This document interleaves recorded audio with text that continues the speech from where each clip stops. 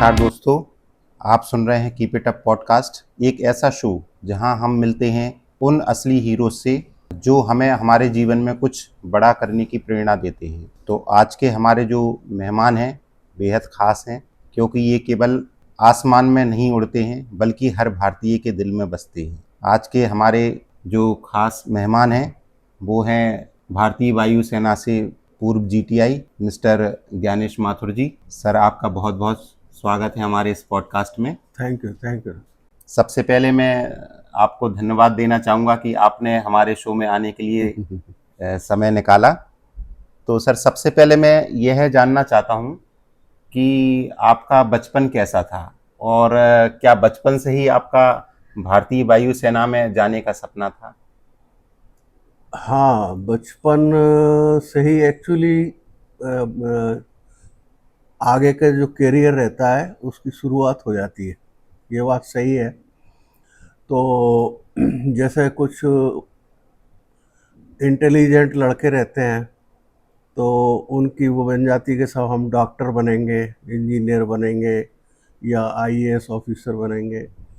लेकिन मेरे जैसे लड़के जो कि इंटेलिजेंट नहीं रहते हैं वो ये सोचते हैं हमारे लिए तो डिफेंस ही ठीक है। तो मेरा बचपन से ही ये उद्देश्य था कि मैं डिफेंस में ही जाऊंगा, किसी भी सेना में जहाँ पर भी मेरे को मौका मिल जाएगा मैं सेना में जाऊंगा। तो क्योंकि उतना पढ़ाई लिखाई में उतने नहीं थे, बाकी खेल कूद में और दौड़ वोड़ लगाने में, स्पोर्ट्स वगैरह में काफ़ी आगे थे, तो इसलिए डिफेंस का ही मैंने चुना। अच्छा सर, जैसा कि हम सब लोग जानते हैं कि वायुसेना की ट्रेनिंग बहुत कठिन होती है, तो ट्रेनिंग से रिलेटेड आपके क्या अनुभव रहे? हाँ, बहुत बढ़िया। एक्चुअली आजकल के ज़माने में क्या है, इलेक्ट्रॉनिक्स का और इसका आजकल सारी जानकारियाँ अपने को गूगल वगैरह पे इस पे मिल जाती है। जी। लेकिन मैं यहाँ पर उन युवाओं को प्रैक्टिकली जो प्रॉब्लम्स रहती है उसके बारे में बताऊंगा, जो कि कहीं पे भी आपको उसमें मीडिया वगैरह में या इंटरनेट पे नहीं मिलेगी। जी। वो क्या है कि जब बच्चा 18-19 साल का होता है उस समय वो ज्वाइन करता है, जी। ठीक है। तो उसका जब वहाँ पर ट्रेनिंग सेंटर का, जैसा आपने पूछा, ट्रेनिंग सेंटर में जाने के बाद में उसका पूरा बिल्कुल एकदम माहौल बदल जाता है। जी। यहाँ पर वो अपने माँ बाप, भाई बहन, दोस्त यार वगैरह थे, उनको सबको छोड़ के और ट्रेनिंग सेंटर में जब पहुँचता है तो वहाँ पर विभिन्न भाषाओं के उसके जो कुलीग्स रहते हैं, कोई तमिलनाडु का है, कोई बॉम्बे का है, कोई बंगाल का है, उन लोगों के साथ में उसको रहना शुरू कर देता है और एकदम पूरा एटमॉस्फेयर ही वहाँ पे चेंज हो जाता है। जिससे अधिकतर क्या रहता है कि कुछ बच्चे होम सिकनेस जी। रहते हैं, जी। जी बिल्कुल। लेकिन वहाँ पर जाके जो आपको बिल्कुल सब कुछ भूलना पड़ता है। और सबसे पहले क्या रहती है कि बेसिक ट्रेनिंग होती है जी। तीनों सेनाओं में, या किसी भी जो डिफेंस का वो है उसमें पहले बेसिक ट्रेनिंग होती है। तो बेसिक ट्रेनिंग में जब बच्चा पहुंचता है तो उसकी दिनचर्या जो है उसके बारे में मैं बताऊंगा जी बिल्कुल। कि उसको सुबह 4:30 बजे तो उठना ही पड़ता है। जी। तो 4:30 बजे सबसे पहले उठ के बच्चे को क्या करना पड़ता है, अपनी सेविंग करनी पड़ती है। उसके बाद में अपना फ्रेश व्रेश होना और 5 बजे करीब दौड़ लगाती है, जिसको कहते हैं health run. Health run. Defence की भाषा में हेल्थ जी। रन जी। कहते हैं। 5 बजे आपको तैयार होके और बाहर फॉल इन होना पड़ता है बच्चों को दौड़ लगाने के लिए।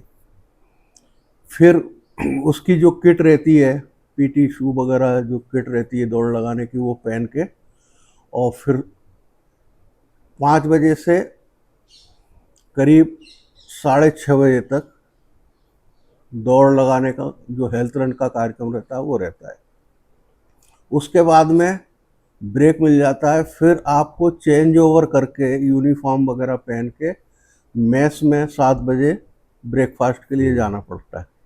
मतलब पूरा टाइम टेबल फिक्स रहता है। टाइम जी उस समय यूनिफॉर्म वगैरह जी चेंज हो जाती है। 7 बजे आप पहुंच गए, मतलब 6:30 हेल्थ रन खत्म हुई, 7 o'clock आपको यूनिफॉर्म पहन के और मैस में ब्रेकफास्ट के लिए पहुंच जाना है। ब्रेकफास्ट करने के बाद में 7:30 बजे आपको परेड के लिए परेड ग्राउंड पे पहुंचना है। वो यहीं से ही सब लोग लाइन से अपनी परेड ग्राउंड पे पहुंचते हैं। 7:30 to 9:30 जी परेड होती है। परेड समझ लो कि आप अच्छा खासा 2 घंटे 2 2 घंटे का घंटे 9:30 जी 9:30 आपको ब्रेक मिलता है, और उसके बाद में फिर आपको चाय, कुछ थोड़ा सा स्नैक्स वगैरह जैसे मटरी वगैरह है, ये मिलता है। और फिर 10 बजे से फिर आपकी क्लासेस शुरू हो जाती हैं, स्टडी क्लासेस क्लासरूम में। बेसिक ट्रेनिंग में बेसिक चीज़ें सिखाई जाती हैं। जो चीज़ बच्चा घर पे से छोड़ के गया था, इंग्लिश, मैथ, वही की वही सब चीज़ें वहाँ पर, लेकिन थोड़ा दूसरे तरीके से। अब यहाँ पर जो डिफेंस है उसमें सारी चीज़ें ये है कि आपको दोबारा पढ़ना भी पड़ रहा है, और फिर आपको क्वार्टरली हाफ और ये सब एग्ज़ाम भी देना है, जी। मतलब आफ्टर 15 डेज 1 मंथ वगैरह, और उन एग्ज़ाम में पास भी होना है। जी विशेष करके एयरफोर्स में जो मीडियम है वो इंग्लिश है, जी क्योंकि मैं एयरफोर्स से हूँ, इसलिए एयरफोर्स में क्या है, तो everything they teach in English. मतलब फिजिकल के साथ साथ में एकेडमिक्स भी वहाँ पर हाँ, चलता है। तो उसमें सब्जेक्ट्स इसी टाइप के होते हैं, जी और ये बेसिक ट्रेनिंग अधिकतर 6 महीने की जी रहती है। तो 6 महीने की ट्रेनिंग में आपको, अब यहाँ पर दिक्कत क्या आती है कि अपन लोग जैसे मध्य प्रदेश के हैं, जी तो थोड़ा इंग्लिश में कमज़ोर होते हैं जी कंपेयर टू अदर स्टेट्स, जैसे तमिलनाडु हो गए, महाराष्ट्र वगैरह हो गए, वहाँ के बच्चे थोड़ा रहते हैं। लेकिन अपना मध्य प्रदेश, उत्तर प्रदेश, बिहार वगैरह के बच्चे थोड़ा इन स्पीकिंग इंग्लिश वगैरह में थोड़ा, तो वो वहाँ पर तो सारा जो 45 मिनट्स के जो लेक्चर होते हैं वो भी सब इंग्लिश में होते हैं। जी तो वो उसमें से कुछ तो समझ में आता, कुछ नहीं आता, लेकिन फिर भी आपको एग्ज़ाम के लिए तैयारी करना पड़ती है। तो सबसे बड़ी जो मैंने स्टार्टिंग में बोला था कि जो प्रैक्टिकली प्रॉब्लम आती है, अब आप देखिए कि आपको 4:30 से मैं स्टार्ट किया था, जी 4:30 आपको उठना है, फिर वहाँ से ये सब बिल्कुल बीच में कोई टाइम नहीं मिल रहा। अब ये क्लासेस वगैरह है, 45 मिनट्स के एक एक पीरियड होते हैं, और ये पीरियड चलते हैं अप टू 2 o'clock, 2 बजे तक। जी 2 बजे फिर लंच का टाइम होता है। 2 बजे लंच, मेस में लंच करने के बाद में फिर 2:30 बजे आपको, या तो आपको शौक है गार्डनिंग कीजिए, आपको चित्रकारी वगैरह पेंटिंग वेंटिंग का शौक है वो कीजिए, मतलब नो रिलैक्सेशन।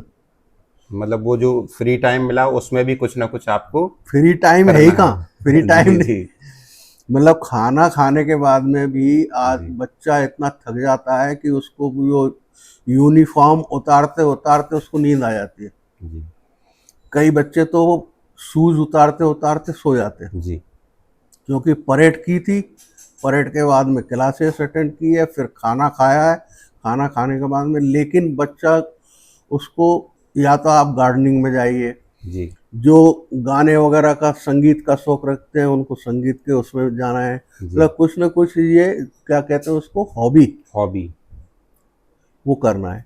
कितना, 2:30 से लेके 4 o'clock तक। जी 4 o'clock फिर आपको चाय सर्व होती है। जी बैटर सर्व करता है, आपको मैस में नहीं जाना पड़ता। चाय सर्व होती है और चाय पीने के बाद में आपको तुरंत PT and games ji 4 o'clock, ठीक है। जी पीटी एंड गेम्स पहले तो जो भी पीटी वीटी होती है दौड़ भी लगाते हैं, फिर जैसे भी जिसका जो इच्छा है फुटबॉल हॉकी वगैरह इस टाइप से गेम्स चलते हैं। जी। कितनी बजे से? 4 to 6 4 to 6 इवनिंग में। इवनिंग। 6 बजे 6 बजे जो है आपको ऑफ हो गया, ठीक है। अब सुबह 4 बजे से शाम के 6 बजे तक मैंने आपको पूरे बच्चे की एक्टिविटीज बताई, जी लेकिन आपने ये पूछा ही नहीं कि बच्चा नहाएगा कब। अच्छा, हाँ ये तो रह ही गई बात। कहीं भी ये नहीं हाँ, आया नहाने कि की कोई बात नहीं हुई। तो वो जब गेम वहां से जब आते हैं पूरा बच्चा खेल कूद के आता है पसीना पसीना हो, तब वो नहाता है। शाम को? शाम को ये स्नान होते हैं। अच्छा। स्नान करने के बाद में फिर ड्रेस पहन के डिनर के लिए जाना पड़ता है 7 बजे। जी उसकी ड्रेस अलग रहती है। डिनर रहता है 7 to 9 और 9 से 10 तक फिर नाइट क्लास रहती है। Night class. Night class 9 to 10 जी वही क्लासरूम में ही जाना पड़ता है, लेकिन उसमें कोई टीचर पढ़ाने नहीं आता। उसमें जो आपने दिन में जो पढ़ाया गया था क्लासरूम में जी उसका होमवर्क करना पड़ता है। जी। अधिकतर उस समय लोग अपने माँ बाप के लिए चिट्ठी वगैरह लिखते हैं, अच्छा। या जो माँ बाप की चिट्ठी आई है वो पढ़ते हैं, जी क्योंकि वो एक टाइम मिला है उसमें टीचर नहीं आते हैं पढ़ाने जी क्लासरूम में। जी लेकिन 9 से 10 बजे तक आपको नाइट क्लासेस कहते हैं हम। जी। और 10 बजे लाइट ऑफ। जी। तो वहाँ पर मोबाइल वगैरह अलाउड नहीं रहता? नहीं, मोबाइल का तो सवाल ही नहीं उठता। अच्छा। रात को 10 बजे लाइट ऑफ, मतलब आपको अपनी अपनी मच्छरदानी के अंदर घुस जाना है। Mosquito net is compulsory. जी 10 बजे सो गया, फिर वही 4:30 जी फिर शुरू। तो ये मैंने जो शुरू में कहा था कि बच्चा जब वहाँ पे जाके ये फेस करता है तो वो बहुत दुखी हो जाता है कि मैं कहाँ किस लाइफ में था और अब ये कहाँ आ गया हूँ। और 1-2 दिन नहीं है, 3 दिन नहीं है, पूरे 3 महीने तक, तो जब तक दूसरा बैच नहीं आता है तब तक आपकी यही एक्टिविटी रहती है। जी। सिर्फ संडे को आपको छुट्टी है, तो संडे के दिन में आपको अपना मेंटेनेंस करना है, आपको पॉलिश करना है, ये करना है, वो करना है, ड्रेस करना है, सब दूसरी चीज़ें हैं। जी तो मेरा ये कहना था कि जो युवा हैं मैंने उनको वास्तविकता से परिचय कराया है, इसलिए वहाँ पर जाके आप लोगों को पहले से ही आपको ये सब चीज़ों का पता रहेगा, तो आपको वहाँ पे घबराने की वो नहीं पड़ेगी। अदरवाइज बहुत से बच्चे कहते हैं माँ बाप से अपने कि हमको यहाँ से वापस ले जाओ। जी। पहले से मेंटली प्रिपेयर रहेंगे। पहले से आप मेंटली प्रिपेयर रहेंगे जी जो मैंने कहा है, जी तो फिर आपको वह कि भाई हमको ये करना है। जी।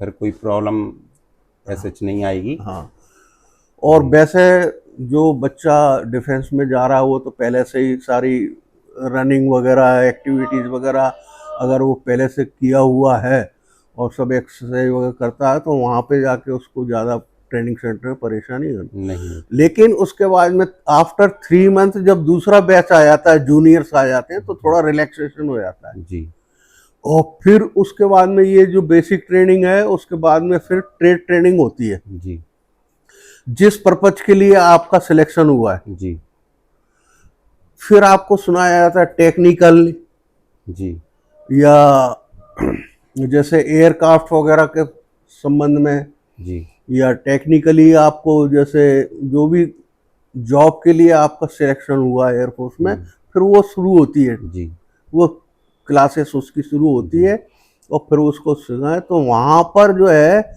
ये दूसरी जो चीज़ें थी उससे थोड़ा रिलैक्स मिलता है, जी क्योंकि जो मेन चीज़ है वो सिखाई जाती है। जी।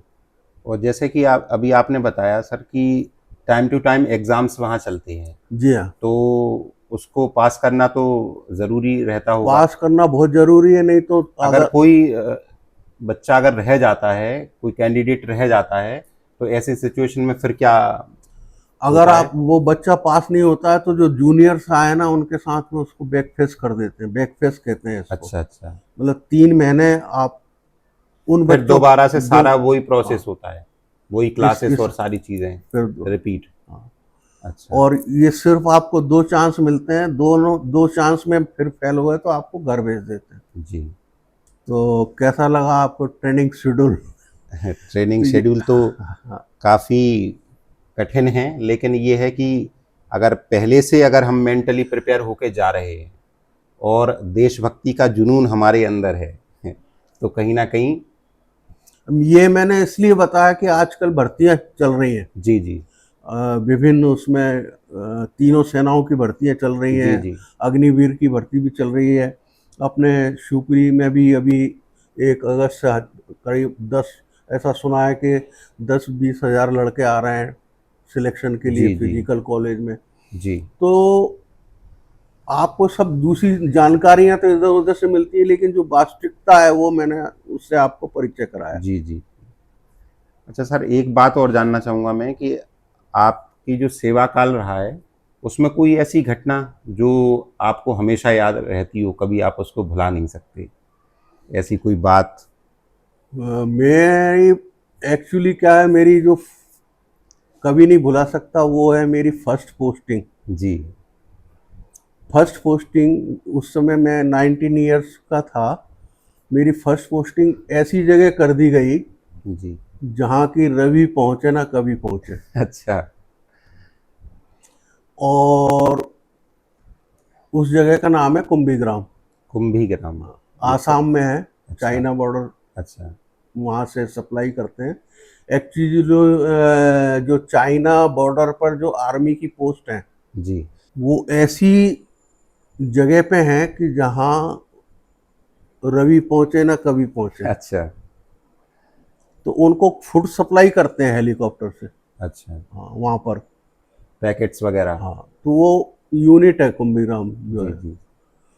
तो वहाँ मेरी पोस्टिंग हुई जी पहली। जी। पोस्टिंग से सर एक बात और दिमाग में आई मेरे, कि आप अपने पूरे जो सर्विस ड्यूरेशन है उसमें कहाँ कहाँ पर पोस्टेड रहे और आपके क्या क्या वहाँ पर रोल रहे, थोड़ा सा इसके बारे में भी हमको बताएं। मैंने एक्चुअली 15 ईयर्स सर्विस की है। जी तो मैंने जैसा बताया ना अभी आपको कि कुंभीग्राम वो क्या फील्ड स्टेशन था। जी। जी तो वहाँ से फिर चॉइस पोस्टिंग मिलती है। जी। जी तो हर बंदा यही चाहेगा कि अपने घर के पास में जाए, जी। क्योंकि चॉइस पोस्टिंग का कोई वो प्रावधान नहीं है डिफेंस जी। में। लेकिन क्योंकि आप ऐसी जगह पे रहे हो 3 साल, 3 ईयर्स, हम्म। वहाँ पर मतलब वॉलीबॉल का ग्राउंड इतना तक की भी प्लेन जगह नहीं थी अच्छा। ऐसी जगह पे। मतलब ये। No games, no picture hall, सिर्फ आप इंडोर गेम खेल सकते थे, टेबल टेनिस वगैरह, ये वो, कैरम वैरम। और कोई टीवी नहीं, मतलब एंटरटेनमेंट का कोई मार्केट भी नहीं, जी। कोई सिनेमा हॉल नहीं, कोई चाय की दुकान नहीं, कोई कुछ भी नहीं। बेसिक नीड्स का जो भी सामान है वो भी आपको हेलीकॉप्टर के थ्रू वो सप्लाई किया जा हाँ, रहा है यहाँ। वो तो हाँ। अच्छा अच्छा। तो वहाँ से चॉइस पोस्टिंग मिली थी मेरे को ग्वालियर। अच्छा। तो ग्वालियर में रहा। जी फिर ग्वालियर से फिर मैं एनसीसी में चला गया, जी। कॉलेज वगैरह में, और इसमें बच्चों को एनसीसी बेलगांव। जी। वहाँ से फिर मेरी पोस्टिंग हो गई उत्तरलाई, पाकिस्तान बॉर्डर पे। अच्छा। और वहाँ से रिटायरमेंट हो गया। जी। तो सर आज के जो युवा हैं जो डिफेंस में जाने का सपना देख रहे हैं, स्पेशली जो एयरफोर्स में जाना चाहते हैं, उनके लिए आप क्या संदेश देना चाहते हैं? भाई आज जैसा ये पहले भी बताते हैं सभी लोग कि ये कोई जॉब नहीं है, जी पहली बात तो। जी। जैसे हमने के